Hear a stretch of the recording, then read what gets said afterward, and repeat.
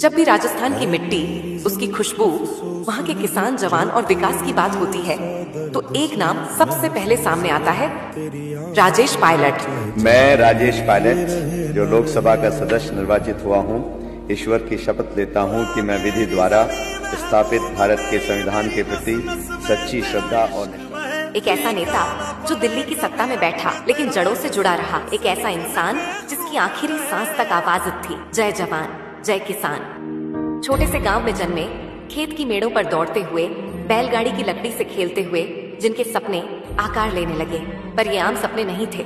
उनमें देशभक्ति थी, उनमें ऊंचाई छूने की चाह थी। गरीब परिवार, सीमित साधन, लेकिन मन में असीम उड़ान।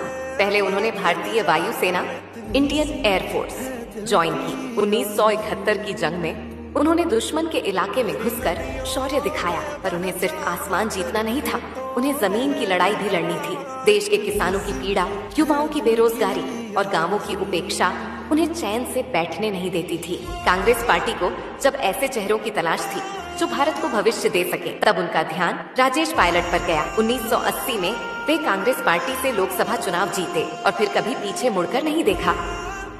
उनकी छवि एक कड़क अफसर लेकिन नरम दिल जनप्रतिनिधि की थी। वे संचार मंत्री बने, फिर गृह राज्य मंत्री और अन्य महत्वपूर्ण पदों पर रहे। उन्होंने राजस्थान और आसपास के क्षेत्रों में शिक्षा, सड़क, बिजली, पानी और किसान कल्याण के लिए ठोस काम किए। राजस्थान में Rajesh Pilot government polytechnic college, memorial college of education और स्टेडियम उनकी दूरदर्शिता के प्रतीक हैं।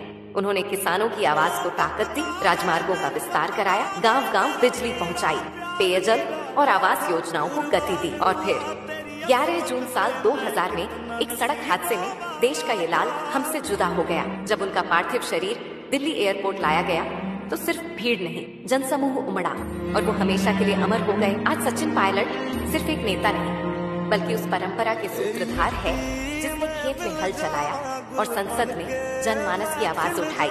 राजेश पायलट एक नाम नहीं, एक युग। 11 जून को कांग्रेस परिवार की ओर से अश्रुपूरित श्रद्धांजलि।